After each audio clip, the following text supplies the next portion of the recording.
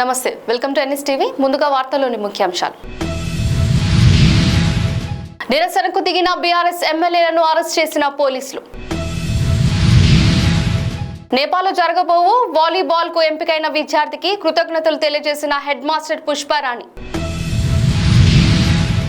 వర్గీకరణను వెంటనే అమలు చేస్తా సీఎం రేవంత్ రెడ్డి.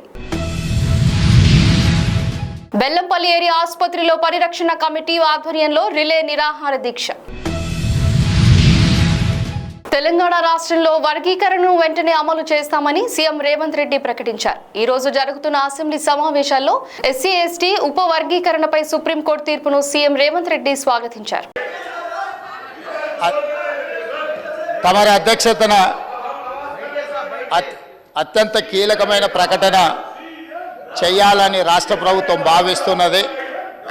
కొన్ని దశాబ్దాల నుంచి మాదిగ ఉపకులాలకు సంబంధించిన లక్షలాది మంది యువకులు ఎస్సీ రిజర్వేషన్లలో ఏబిసిడి వర్గీకరణ కోసం వాళ్ళు పోరాటాలు చేస్తున్నారు. 27 సంవత్సరాల నుంచి ఉమ్మడి రాష్ట్రంలో కానీ ప్రత్యేక తెలంగాణ రాష్ట్రంలో కానీ ఏబిసిడి వర్గీకరణ మీద మాదిగ ఉపకులాల యువకులు పోరాటాలు చేయడం జరిగింది. వారి పోరాటాల ఫలితం ఒకనాడు ఇదే శాసనసభలో మాదిగ ఉపకులాల వర్గీకరణ కోసం వాయిదా తీర్మానం ఇస్తే నాతో పాటు ఆనాటి శాసనసభ్యుడు సంపత్ కుమార్ను కూడా ఈ సభ నుంచి బహిష్కరించడం జరిగింది. గత ప్రభుత్వం ఏబిసిడి వర్గీకరణ మీద కేంద్రానికి ప్రధానమంత్రికి విజ్ఞప్తి చేయడానికి అఖిల పక్షాన్ని తీసుకెళ్తామని చెప్పి తీసుకుపోకుండా మాదిగ సోదరులను మోసం చేయడం జరిగింది. కానీ డిసెంబర్ 3, 2023 నాడు ప్రజాప్రభుత్వం బాధ్యత తీసుకున్న తర్వాత తక్షణమే మా ఉప ముఖ్యమంత్రి గారి సూచన మేరకు మాజీ ఉప ముఖ్యమంత్రి ప్రస్తుత మంత్రి దామోదర్ రాజనరసింహ గారి నేతృత్వంలో మా శాసనసభ్యులందరినీ అడ్వకేట్ జనరల్ని ఢిల్లీకి సుప్రీంకోర్టుకు పంపించి న్యాయ కోవిధులతో చర్చించి సుప్రీంకోర్టులో బలమైన వాదనను తెలంగాణ రాష్ట్ర ప్రభుత్వం కాంగ్రెస్ ప్రభుత్వం వినిపించడంతో ఈనాడు సుప్రీంకోర్టు మాదిగ ఉపకులాల వర్గీకరణకు అనుకూలమైన తీర్పునివ్వడం జరిగింది. నేను మనస్ఫూర్తిగా సుప్రీంకోర్టు కాన్స్టిట్యూషనల్ బెంచ్కు రాజ్యాంగ ధర్మాసనానికి మనస్ఫూర్తిగా కృతజ్ఞతలు తెలియజేస్తున్నా. 7 మంది జడ్జిలలో 6 మంది జడ్జిలు రాష్ట్రాలకు ఏబిసిడి వర్గీకరణ చెయ్యడానికి అనుమతి ఇచ్చింది. తెలంగాణ రాష్ట్ర ప్రభుత్వం తరఫున నేను స్పష్టమైన ప్రకటన చేస్తున్నా. దేశంలోనే అందరికంటే ముందు బాగానే నిలబడి తెలంగాణ రాష్ట్ర ప్రభుత్వం ఏబిసిడి వర్గీకరణ అమలు చేసే బాధ్యత మా మిత్రులు మా మంత్రివర్గ సహచరులు మేమందరం తీసుకుంటాం. అవసరమైతే ఇప్పుడు ఇచ్చిన ఉద్యోగ నోటిఫికేషన్లలో కూడా వర్గీకరణను అమలు చేయడానికి అవసరమైతే ఆర్డినెన్స్ తీసుకొచ్చి మాదిగ సోదరులకు న్యాయం చేసే బాధ్యత మేము తీసుకుంటాము. కాబట్టి ఈరోజు ఈ సభ అందరూ కూడా ఈ అంశం మీద ఏకాభిప్రాయానికి వచ్చి మాదిగ ఉపకులాల వర్గీకరణకు సంపూర్ణంగా సహకరించాల్సిందిగా రాష్ట్ర ప్రభుత్వం తరఫున నేను విజ్ఞప్తి చేస్తున్నా. అధ్యక్ష, బెల్లంపల్లి ఏరియా ఆసుపత్రి కోసం బెల్లంపల్లి ఏరియా ఆసుపత్రి పరిరక్షణ కమిటీ ఆధ్వర్యంలో రిలే నిరాహార దీక్ష. బెల్లంపల్లి సింగరేణి ఏరియా ఆసుపత్రిని పూర్తి స్థాయిలో నడిపించి 2 డాక్టర్లను స్పెషలిస్ట్ డాక్టర్లను నియమించి వేరే ఆసుపత్రిని బెల్లంపల్లి నుండి వేరే చోటుకు తరలించాలని ప్రయత్నిస్తున్న ప్రయత్నాన్ని తిప్పికొట్టాలని, సింగరేణి యాజమాన్యం మొండి వైఖరిని మానుకోవాలని, బెల్లంపల్లిలో ఆసుపత్రిని ఇక్కడే ఉంచాలని, బెల్లంపల్లి ఏరియా ఆసుపత్రిని పరిరక్షించుకునే బాధ్యత అందరిపైన ఉందని బెల్లంపల్లి ఏరియా ఆసుపత్రి జాగ్మీట్ సభ్యులు తెలిపారు. బెల్లంపల్లి ఏరియా ఆసుపత్రికి అవసరమైనటువంటి డాక్టర్లను, పారామెడికల్ సిబ్బందిని వెంటనే ఫార్మసీ స్టోర్ను తెరవాలని చెప్పి మేము సింగరేణి యాజమాన్యాన్ని డిమాండ్ చేస్తూ ఉన్నాం.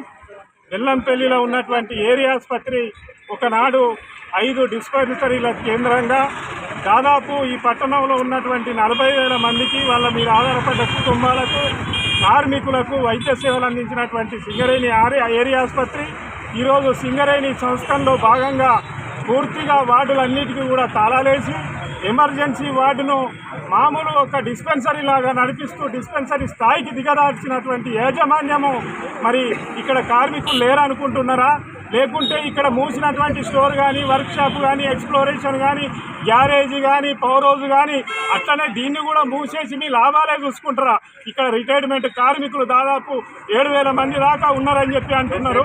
ఇక్కడ పనిచేసేటువంటి కార్మికులు ఇక్కడ నుంచి మొదలుకొని భూపాలపల్లి, మనుగూరు, కొత్తగూడెము, ఇల్లందు, గోదావరికని, శ్రీరాంపూర్లో చేసినప్పటికీ వాళ్ళ కుటుంబాలు ఇంకా కూడా ఇక్కడనే ఉన్నాయి.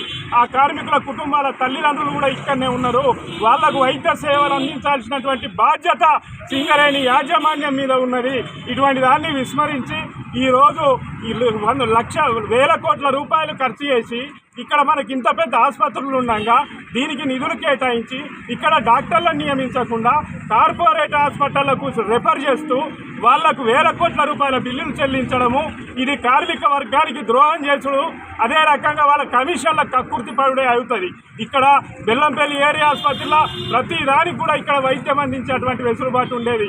గైనకాలజిస్ట్ కానీ లేదా ఎవరైనా కాలు పెట్టుకుంటే బర్నింగ్ వార్డు కానీ, కాళ్ళు చేతులు ఇరిగితే నేల్ సర్జికల్ వార్డు కానీ, ఫీమేల్ వార్డు కానీ, చిల్డ్రన్స్ వార్డు కానీ అనేక వార్డులతో ఉన్నదాన్ని ఈరోజు మీరు నిర్వీర్యం చేసినారు. కార్పొరేట్లకు కలరిస్తారు. ఈరోజు ఒక షుగర్ పేషెంట్ అయితే ఇక్కడ టాబ్లెట్లు లేవు, ఫార్మసీకి తాళం వేసి ఉన్నది. ఈ టాబ్లెట్ల కోసము బీజూన్ హాస్పిటల్కు అన్నా, బీజున్న లేకపోతే గోదావరికని అన్నా మీ అధికారులందరూ కూడా అట్టే వైద్యం చేసుకుంటున్నారా? మీకు కార్పొరేట్ యశోద, గ్లోబల్ లాంటి దాంట్లో మీకు వైద్యాలు కావాలి. మా కార్మికులు మాత్రం మీ ఉత్పత్తిలో, మీ ఉత్పాదకతల సింగరేణి పరిరక్షణలో మామూలు భాగస్వాములు. కానీ మీకు కార్పొరేట్ వైద్యము మా ఆసుపత్రులు, మా డిస్పెన్సర్లు మూసేసి మీరు చేసేటువంటి పద్ధతి ఇదా? సింగరేణి యాజమాన్యానికి లాభాల మీద ధ్యాస తప్ప సింగరేణి కార్మికుల సంక్షేమం పట్ల ఏమాత్రం చిత్తశుద్ధి లేదు. కామారెడ్డి జిల్లా బాన్స్వాడ మండలంలోని బీఆర్ఎస్ పార్టీ కేటీఆర్ ఆదేశాల మేరకు బీఆర్ఎస్ మహిళకు అవమానించి మాట్లాడడం కాంగ్రెస్ పార్టీ సీఎం రేవంత్ రెడ్డి బట్టి విక్రమార్క వెంటనే రాజీనామా చేయాలని, లేకుంటే క్షమాపణ చెప్పాలని బాన్స్వాడ అంబేద్కర్ చౌరస్తా వద్ద నిరసన తెలియజేస్తూ సీఎం డౌన్ డౌన్ అంటూ దిష్టిబొమ్మను దగ్ధం చేయడంతో పోలీసులు ఆపి దిష్టిబొమ్మను లాక్కెళ్లారు. వర్కింగ్ ప్రెసిడెంట్ కేటీఆర్ గారి ఆదేశాల ప్రకారం బాన్స్వాడ పట్టణంలో బీఆర్ఎస్ పార్టీ ఆధ్వర్యంలో మన అసెంబ్లీలో బీఆర్ఎస్ మహిళలపై అనుచిత వ్యాఖ్యలు చేసిన సీఎం మన ఉప ముఖ్యమంత్రి నిరాశనగా బాన్స్వాడలో నిరాశన తెలపడం జరిగింది. మన ముఖ్యమంత్రి సీఎం రేవంత్ రెడ్డి గారు ఆడపడుచులకు గౌరవం ఇచ్చి అవగౌరవపరచడం, అవమానించడం, తెలంగాణ ఆడబిడ్డలకు, అక్కలకు అందరికీ అవమానపరిచినట్లనే. ఎందుకంటే మన తెలంగాణ ఆడపడుచులు అంటే ఎక్కడైతే గౌరవించబడతారో అక్కడ దేవత ఉంటుందని చెప్తారు. మన సీఎం గారు అక్కడ అసెంబ్లీలో ఎట్లా చేశారంటే ఒక బస్టాండ్ జూబ్లీ బస్టాండ్ అని అనుచిత వ్యాఖ్యలు చేసి ఆడపడుచులకు అవమానపరచడం జరిగింది. మన బీఆర్ఎస్ ఎమ్మెల్యే మహిళ సబితా ఇంద్రారెడ్డి గారు మాట్లాడుతూ ఆమె భవేత్వానికి లోనై ఏం చెప్పాలనో అర్థం కాక అంత ఘోరంగా అవమానపరిచారు. ఏదైనా మహిళలకు అవమానపరిచేటప్పుడు సీఎం రేవంత్ రెడ్డి గారు, ఉప ముఖ్యమంత్రి గారు మీరు ఆలోచించిన విషయం ఒకటి ఉందండి. ఏంటంటే మీ ఇంట్లో మీ అక్క చెల్లెలు ఉన్నారు, తల్లులు ఉన్నారు, మీరు ఒక మహిళలకు ఇదే గౌరవం ఇస్తారని ఇక్కడ మన బీఆర్ఎస్ పార్టీన మేము డిమాండ్ చేస్తున్నాం. బీఆర్ఎస్ పార్టీన డిమాండ్ చేస్తున్నాం. మీరు 6 గ్యారెంటీలు అమలు చేసిన వరకు మా ఎమ్మెల్యేలు, అక్కడ మా పార్టీ ఎమ్మెల్యేలు మీకు నిద్రపోనీయకొచ్చారు. మీరు ఏం చెప్పాలో వెలకొచ్చింది. మీ రాజ్యం ఎట్లుందంటే పిక్చర్ చేతుల రాయి ఉంది. మా వాళ్ళు అడుగుతుంటే ఏదో ఒక సమాధానం రాయితో ఇట్లా ఇసిరేస్తారు. ఒక్కరు అడిగితే 10 మందిలో మీ సమాధానం రాకొచ్చింది. అంటే మీ పరిపాలన ఎట్లుంటుందో 8 నెలలు తెలిసిపోయింది. రైతు భరోసా లేదు, మన పింఛన్లు లేవు. 3 నెలల నేను పింఛన్ దాకొచ్చింది. 2000కు 4000 ఇస్తామన్నారు, మాట లేదు. రైతు భరోసా 15,000 ఇస్తామన్నారు, ఇంతవరకు నామరూపం లేని. బీఆర్ఎస్ మహిళా ఎమ్మెల్యేలను కించపరిచేలా మాట్లాడిన సీఎం రేవంత్ రెడ్డి క్షమాపణ చెప్పాలని అసెంబ్లీలో సీఎం ఛాంబర్ ముందు బేటాయించిన బీఆర్ఎస్ ఎమ్మెల్యేలు.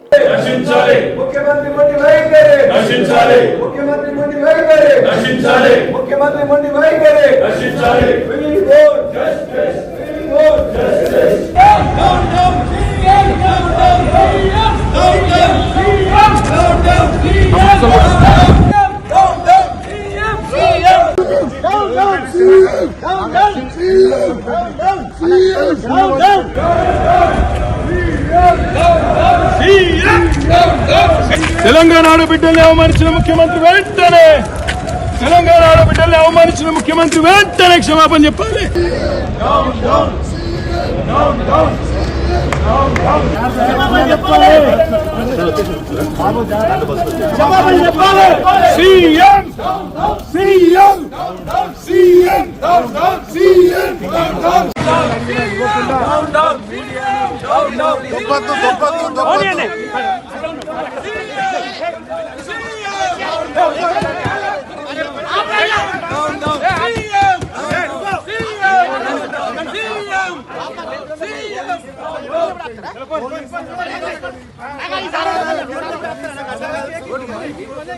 శాసనసభలో గొంతులు పడా ఉన్నారు.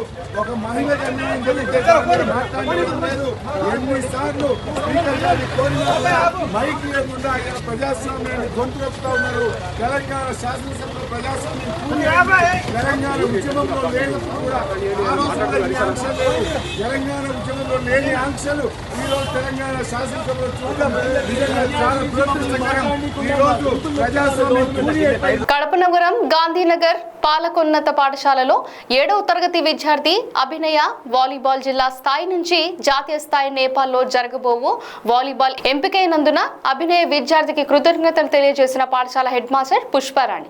పుష్పకుమారి సార్, నేను గాంధీనగర్ స్కూల్లో నిన్న 4వ తేదీ పోయిన నెల 4వ తేదీ ఇన్ఛార్జ్ తీసుకున్నాను సార్. మేడం గారు రిటైర్డ్ కావడం వల్ల నేను వచ్చిన నుంచి మా స్టూడెంట్స్ని బాగా వృద్ధిలోకి తెచ్చి తీసుకొస్తాను అని నేను విన్నవించుకుంటున్నాను సార్. ఇప్పుడు క్రీడా పోటీలలో ఈ అబ్బాయి జిల్లా స్థాయి నుంచి నేషనల్ స్థాయికి వెళ్ళి ఇప్పుడు అక్కడ నేపాల్లో పాల్గొనడానికి సిద్ధంగా ఉన్నాడు సార్. ఇతన్ని మామూలుగా శిక్షణ ఇచ్చింది ప్రసాద్ సారు. పొద్దున 6 నుంచి 8 వరకు సార్, మళ్ళీ ఈవినింగ్ 4 నుంచి 6 వరకు సార్. మంచి శిక్షణ ఇచ్చి మా స్కూల్కి అభివృద్ధి ఇచ్చినందుకు కృతజ్ఞతలు సార్. నా తరఫు నుంచి కూడా కృతజ్ఞతలు తెలియజేస్తున్నాను సార్. అబ్బాయి మీ పేరు చెప్పినాను. Abhinay sir, 7th class section 7th class.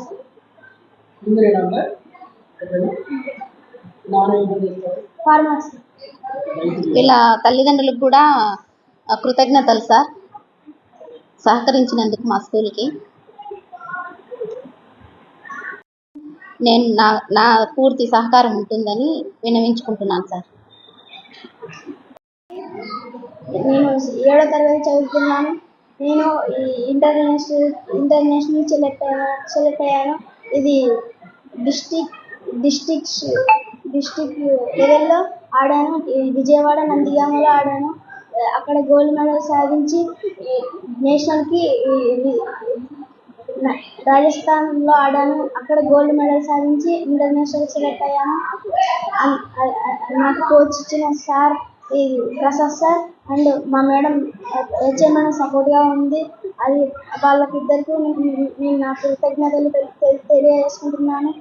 ముఖ్యమంత్రి రేవంత్ రెడ్డి దిష్టిబొమ్మను దహనానికి బీఆర్ఎస్ నేడు పిలుపునివ్వడంతో మంచిర్యాల జిల్లా బెల్లంపల్లి పట్టణంలోని అంబేద్కర్ కాంటా చౌరస్తాలో మాజీ ఎమ్మెల్యే దుర్గం చిన్నయ్య ఆధ్వర్యంలో దిష్టిబొమ్మ దహనానికి ప్రయత్నించిన బీఆర్ఎస్ నాయకులు కార్యకర్తలను పోలీసులు అరెస్ట్ చేశారు. తెలంగాణ అసెంబ్లీ సమావేశంలో నిండు సభలో మరి స్వయాన ముఖ్యమంత్రి తెలంగాణ రాష్ట్ర ముఖ్యమంత్రి వర్యులు మరి మహిళా లోకాన్ని మరి ఇవాళ మరి 2 సార్లు మంత్రిగా పనిచేసినటువంటి సబితా ఇంద్రారెడ్డి గారిని మరి అట్లాగే ఈ మహిళా లోకాన్ని అవమానపరిచే విధంగా కించపరిచే విధంగా మాట్లాడినటువంటి మాటలు ఏదైతే ఉందో మరి దానికి నిరసనగా బీఆర్ఎస్ పార్టీ పక్షాన మహిళా లోకానికి అండగా నిలబడి ఇవాళ నిరసన కార్యక్రమం చేస్తున్నాం. బేషరతుగా బీఆర్ఎస్ పార్టీ ఇవాళ బేషరతుగా మరి రేవంత్ రెడ్డి గారు క్షమాపణ చెప్పాలని డిమాండ్ చేస్తున్నది. మరి తప్పకుండా మరి ఒకవేళ వారు చేసినటువంటి అనుచిత వ్యాఖ్యలను వెనుక్కు తీసుకోకపోతే మరి వారు ఏదైతే ఈ మహిళా లోకానికి క్షమాపణ చెప్పకపోతే తప్పకుండా రాబోయే కాలంలో మహిళా లోకం చేతిలో మరి శిక్ష తప్పదు అనే విషయాన్ని ఈ సందర్భంగా నేను మనం చేస్తున్నా. ఆనాడు ఈ రోజు ఉన్నటువంటి ముఖ్యమంత్రి రేవంత్ రెడ్డి ఎన్నికల సమయంలో మరి మహిళా లోకం అందరికీ కూడా ఎన్నో సంక్షేమ పథకాలు ఇస్తా అని చెప్పేసి మభ్యపెట్టడం జరిగింది. ఇవాళ చదువుకున్నటువంటి విద్యార్థులకు స్కూటీలు ఇస్తామని, ఇవాళ ప్రతి మహిళకు 2500 రూపాయలు ఇస్తామని చెప్పేసి, వాళ్ళ భార్య భర్తలకు మరి పెన్షన్ ఇస్తామని చెప్పేసి, ఒక్క ఒంట్లో ఒక్కరికే పెన్షన్ ఇస్తున్నది కేసీఆర్ గారి ప్రభుత్వం. మరి మేము గద్దెనెక్కితే మా ప్రభుత్వం రాగానే మేము ఇద్దరికి భార్య భర్తలకు మేము పెన్షన్ ఇస్తామని చెప్పడం జరిగింది. ఇట్లా చాలా కార్యక్రమాలు. మా ఆటో సోదరులు వాళ్ళు ఇవాళ రోడ్డున పడ్డారు. ఇవాళ మహిళా లోకం రోడ్డున పడ్డది. ఇవాళ రైతులు రోడ్ల పడ్డారు, విద్యార్థులు రోడ్ల పడ్డారు, ఆశా వర్కర్లు రోడ్ల పడ్డారు. అందరికీ ఇవాళ అమలు కాని హామీలు చెప్పి గద్దెనెక్కినటువంటి రేవంత్ రెడ్డి ఇవాళ ఈ తెలంగాణలో ఉన్నటువంటి సంబంధ వర్గాల ప్రజలను నిండా ముంచుతున్నాడు. ఇదంతా కూడా ప్రజలు గమనిస్తున్నారు. అందుకోసమనే ఇవన్నీ ఇవాళ శాంతి భద్రతల కోసం, మరి శాంతి భద్రతలు నశించినాయని చెప్పేసి మరి ప్రజల పక్షాన నిలబడి మాట్లాడినటువంటి మాజీ మంత్రి సబితారెడ్డి గారిని అంత అవమానంగా మరి నిండు సభలో అవమానపరచడం శోచనీయమనే విషయాన్ని ఈ సందర్భంగా నేను మనం చేస్తున్నా. అందుకే మరి ఈ రోజు యావత్ తెలంగాణ ప్రాంతమంతా కూడా మరి బీఆర్ఎస్ పార్టీ ఇవాళ సబితా ఇంద్రారెడ్డి గారికి కావచ్చు, మహిళా లోకానికి కావచ్చు అండగా నిలబడి, ఇంకా ఏదైతే ఈ తెలంగాణలో ఇవాళ కాంగ్రెస్ ప్రభుత్వంలో మోసపోయినటువంటి వర్గాలకు ఏదైతే ఉన్నదో అందరికీ అండగా నిలబడతాం. అండగా నిలబడి ఇవాళ ప్రజా పోరాటంలో తప్పకుండా మేము ముందుండి ప్రజల పక్షాన ఉండి కొట్లాడతామని చెప్పేసి ఈ సందర్భంగా నేను మనవి చేస్తూ, రేవంత్ రెడ్డి గారికి బెల్లంపల్లి నియోజకవర్గ ప్రజల పక్షాన ఇవాళ డిమాండ్ చేస్తున్నాం. మీరు మాట్లాడినటువంటి తీరు, ఏదైతే మాట్లాడినటువంటి మాటలు వెనక్కు తీసుకోవాలని, మరి మీరు బేషరతుగా వెంటనే క్షమాపణ చెప్పాలని చెప్పేసి ఈరోజు బెల్లంపల్లి బీఆర్ఎస్ పార్టీ పక్షాన మరి మేము ఈ రోజు నిరసన తెలుపుతూ డిమాండ్ చేస్తున్నామనే విషయాన్ని సందర్భంగా నేను మనవి చేస్తూ, మరి కార్యక్రమానికి వచ్చినటువంటి మరి టౌన్ అధ్యక్షులు మరి సత్యనారాయణ గారు, జగిత్యాల జిల్లా మెట్పల్లి పట్టణానికి చెందిన ప్రముఖ వ్యాపారవేత్త, మాజీ municipal vice chairman Mylarapu Limbadri Jagtial జిల్లా ఆర్యవైశ్య మహా అధ్యక్షుడు ఏకగ్రీవంగా ఎన్నికైనందున మెట్పల్లి పట్టణంలోని పురవీధుల గుండా ఆర్యవైశ్య సంఘానికి చెందిన సభ్యులతో అభినందన ర్యాలీ నిర్వహించారు.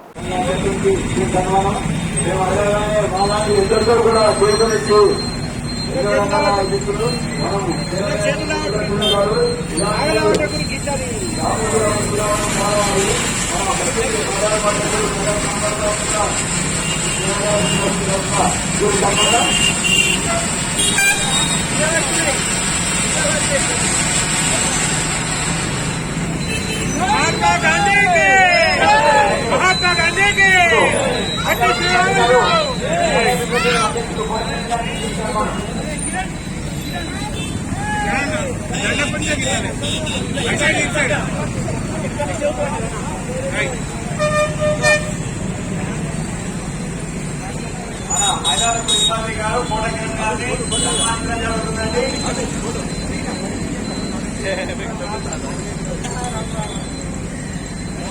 మన తోట మన ఆర్ఎస్ సంఘం అధ్యక్షులుగా కొనసాగుతున్నారు భూతం సతీష్ గారు.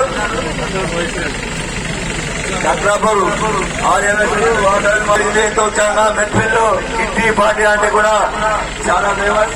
క్వీన్స్ కిట్టి మెట్పల్లి మహిళా సంఘం అధ్యక్షులు దేవశెట్టి మహేష్ గారు సన్మానిస్తున్నారు.